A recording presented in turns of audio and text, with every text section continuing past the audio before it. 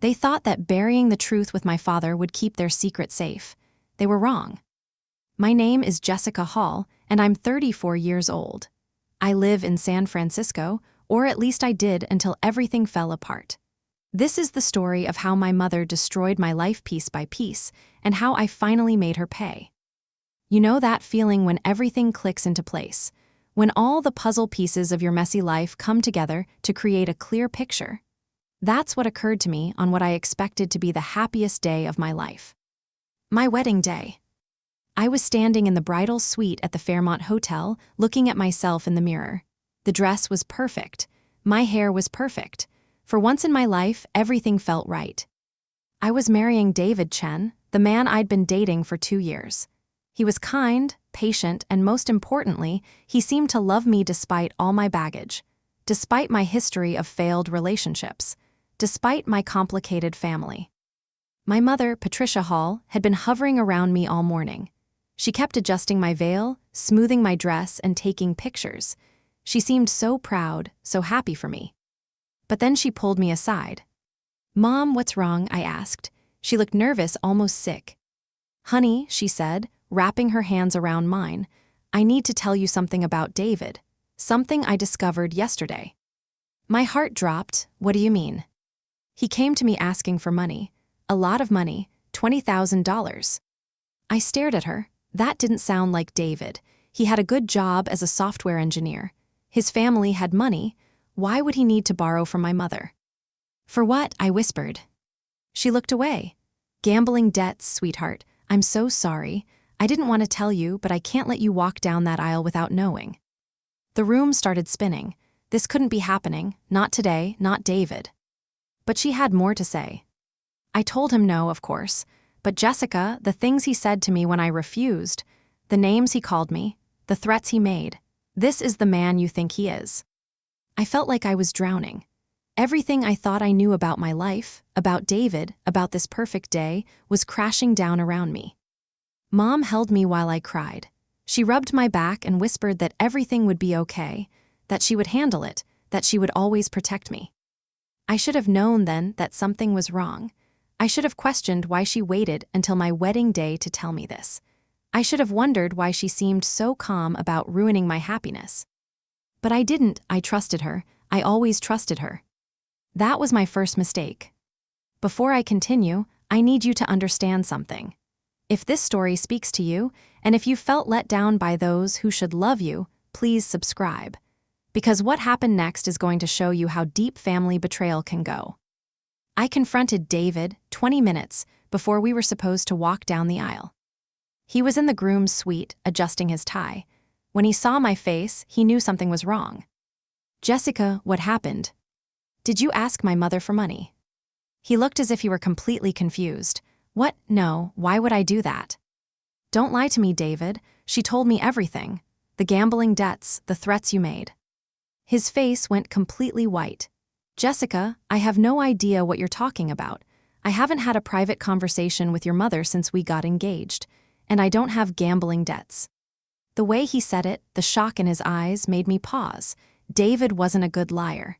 In 2 years together, I had learned to read him pretty well. But my mother had been so specific, so detailed about the conversation. One of them was lying to me. "I need some air," I said, and I walked out. I found myself in the hotel garden, still in my wedding dress, trying to figure out what was real.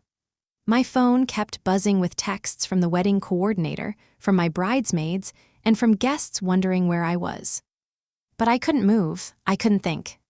That's when I saw my mother's purse sitting on a bench near the fountain. She must have left it there when she came looking for me.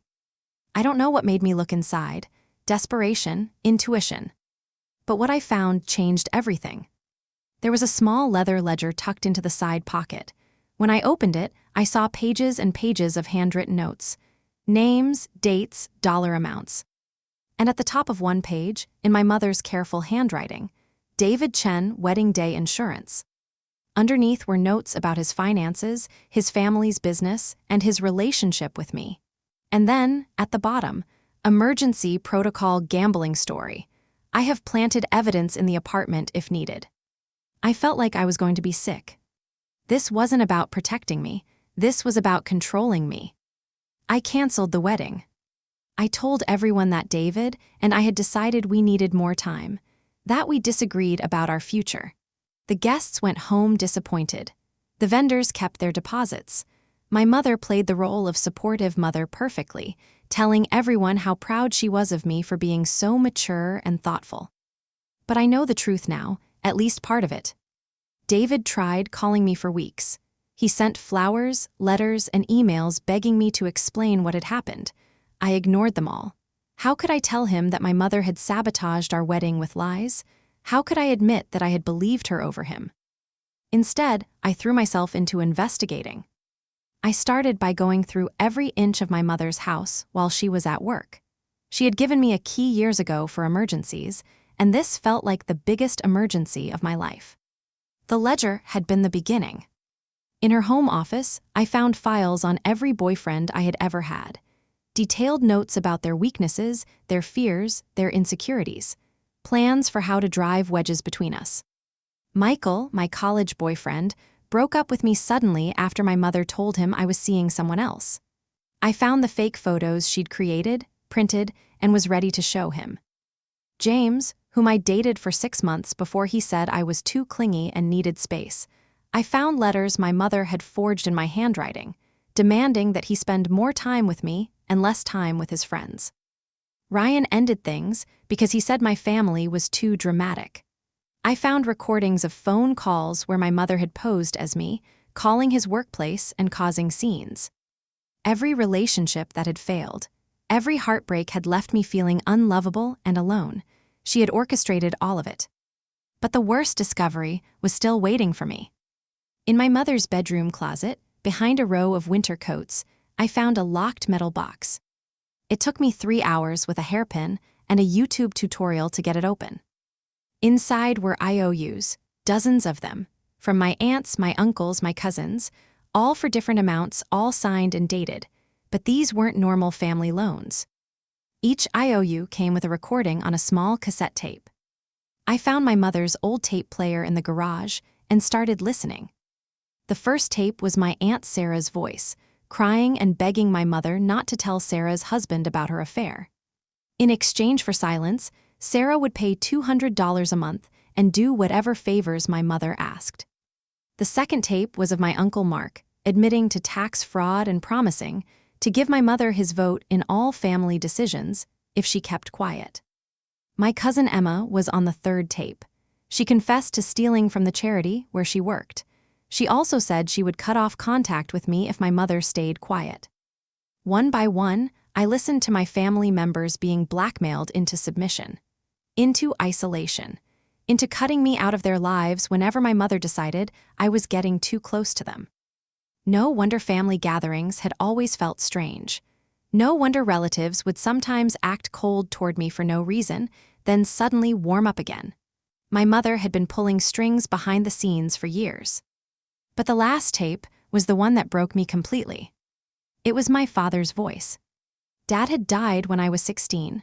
A sudden heart attack, they said. I'd grieved for him for years, always wondering what our relationship would have been like if he'd lived longer. But here he was on this tape, talking to my mother weeks before he died. Patricia, he was saying, I can't do this anymore. What you're doing to Jessica isn't right. She deserves to know the truth about her adoption. She deserves to have relationships without you sabotaging them.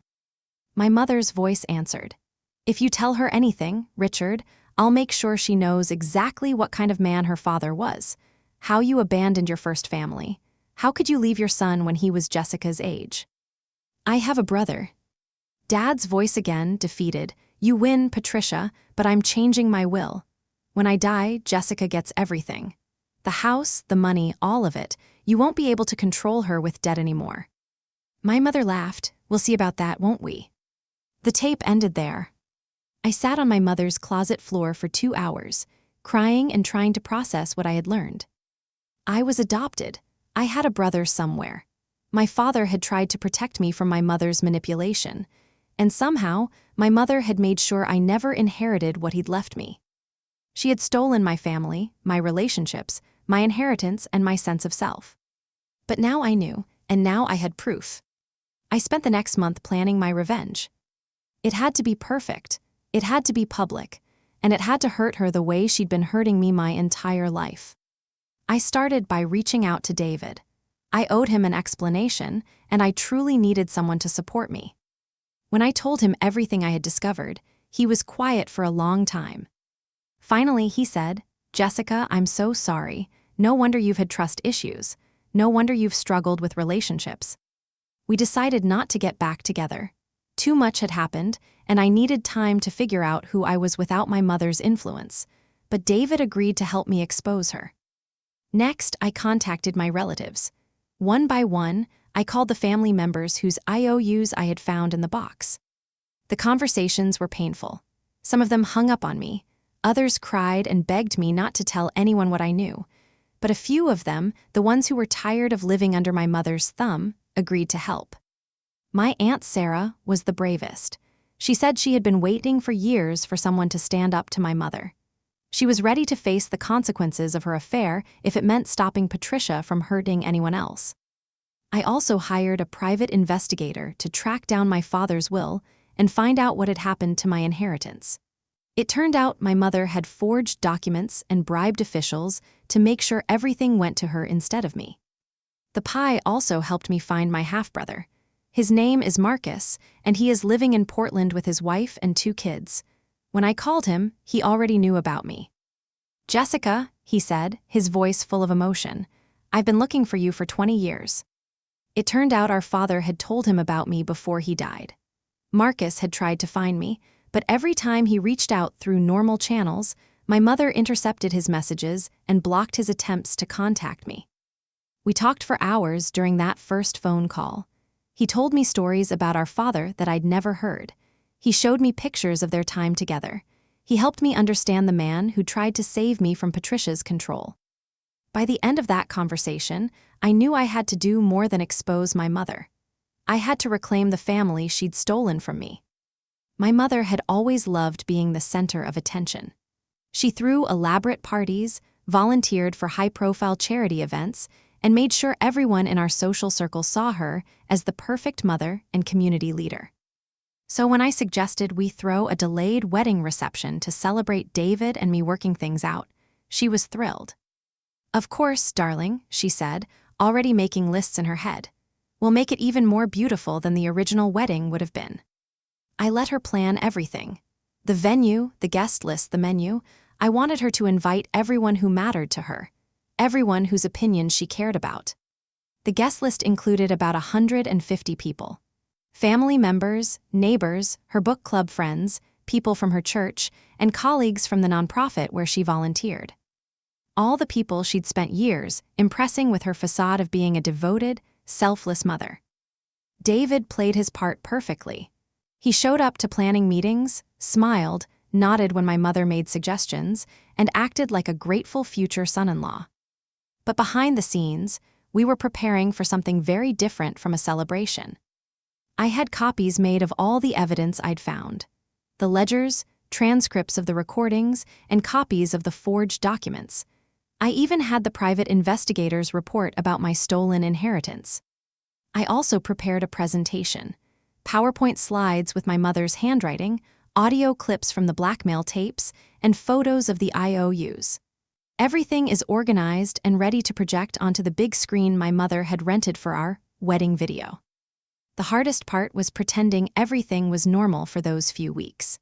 Having dinner with my mother, listening to her talk about how proud she was of me for working things out with David, and watching her play the role of a loving mother while I knew exactly what she was.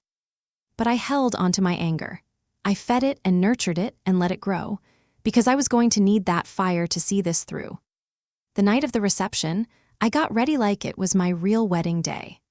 I wore a beautiful white dress, did my hair and makeup perfectly, and smiled at everyone who congratulated David and me on working through our problems.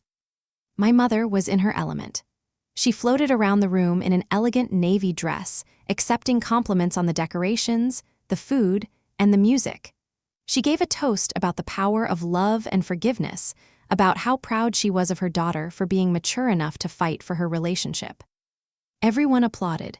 Several people dabbed at their eyes with their napkins. She was so convincing. Even knowing what I knew, I could almost believe her performance. But then it was my turn to speak. I walked to the front of the room, where the microphone was set up next to the projection screen. David squeezed my hand as I passed his table. My Aunt Sarah gave me an encouraging nod. "Ladies and gentlemen," I began, "thank you all so much for being here tonight. It means the world to David and me to have your support as we start this new chapter in our lives." My mother beamed at me from her table in the front row.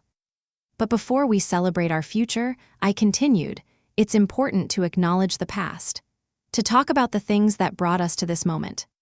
I clicked the remote in my hand, and the first slide appeared on the screen behind me. It was a photo of my mother's ledger, open to the page about David. "See," I said, my voice carrying clearly through the room, "what almost broke us up wasn't a disagreement between David and me. It was interference from someone who was supposed to love and support us." The room got very quiet. I could see my mother's face changing as she realized what was happening. "This is a page from my mother's private ledger," I continued. "As you can see, she had detailed plans for sabotaging my relationship with David. She called it her wedding day insurance policy." Murmurs started spreading through the crowd. People were leaning forward, squinting at the screen, trying to process what they were seeing. "But that's not all," I said, clicking to the next slide. "This investigation led me to discover that my mother has been systematically destroying my relationships for my entire adult life." The next few slides show excerpts from the files on my ex-boyfriends. The forged letters, the fake photos, the detailed manipulation plans. By now, people were gasping audibly. My mother had stood up from her table, her face white with rage. "Jessica," she said loudly, "that's enough. This is inappropriate." But I wasn't finished. "Ladies and gentlemen," I said, my voice growing stronger, "I want you to understand that this isn't about my romantic relationships. My mother has been blackmailing and manipulating members of our family for years." I clicked to the next slide, which showed a list of the IOUs I had found. Names and amounts all visible. Several people in the audience gasped when they saw their names on the list. "She's been using your secrets against you," I said, "forcing you to choose between exposing your mistakes and cutting me out of your lives. She's been isolating me from my own family while pretending to be the perfect mother." Now my mother was walking toward the front of the room, her face twisted with fury. "Stop this right now," she hissed, "you ungrateful little brat." But I clicked the remote again, and my father's voice filled the room through the sound system. "Patricia, you can't keep doing this to Jessica.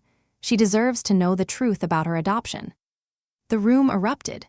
People were shouting questions, some were crying, and others were standing up to get a better look at the evidence on the screen. My mother reached for the microphone, but I stepped away from her. "The woman you all admire so much," I said, my voice cutting through the chaos, "has spent my entire life making sure I stayed alone and dependent on her. She stole my inheritance, hid the existence of my half-brother, and manipulated every relationship I've ever had." I looked directly at her, standing a few feet away from me, her carefully constructed facade crumbling in front of everyone who mattered to her. "But tonight that ends," I said. "Tonight, everyone gets to see who Patricia Hall is." What happened next was like watching a dam break. My Aunt Sarah stood up at her table and started talking about the affair my mother had been blackmailing her about for 3 years. She told her husband right there in front of everyone, tears streaming down her face, and said she was tired of being controlled. My Uncle Mark followed, admitting to the tax issues and explaining how my mother had been holding them over his head. One by one, family members started sharing their stories. The secrets she'd used against them, the ways she'd forced them to treat me coldly, the fear they'd lived with for years. David took the microphone and told everyone about the lies she had told on our wedding day. How she had tried to destroy our relationship with fabricated stories about gambling debts and threats. Through it all, my mother stood in the center of the chaos, trying to defend herself, trying to regain control of the narrative. But it was too late. The truth was out, and there was no putting it back. People started leaving, not quietly, but angrily. I shouted at my mother as they gathered their purses and coats, telling her exactly what they thought of her manipulation and lies. Her book club friends, who had looked up to her for years, told her they never wanted to see her again. Her church group said they would recommend that she be removed from all volunteer positions. Her neighbors, who had believed her stories about being such a devoted mother to her troubled daughter, said they finally understood why I had always seemed so isolated and sad. Within an hour, the reception hall was nearly empty. Just my mother, David, a few of my relatives who had decided to support me, and my half-brother Marcus, who had driven down from Portland to be there for the confrontation.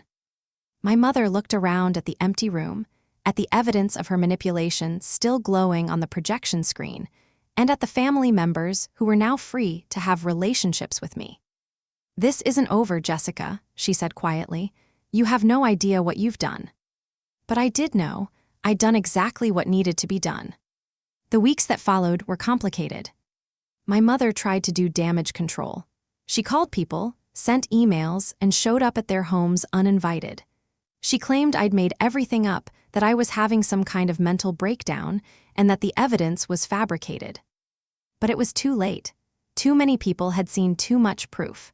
And once the first few family members started talking openly about her manipulation, others found the courage to share their stories too. The private investigator helped me recover my inheritance. It turned out my father had left me enough money to buy my own house and live independently for the first time in my life.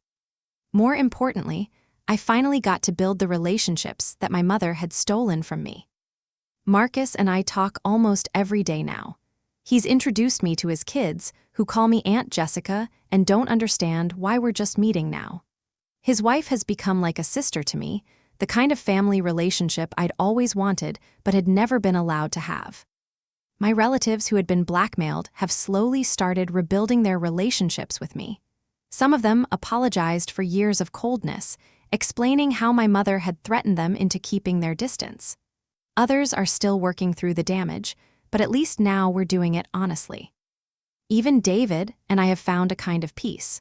We decided we work better as friends than as romantic partners, but he's been incredible throughout this whole process. He says watching me stand up to my mother was one of the most courageous things he's ever seen. I've started dating again, but carefully.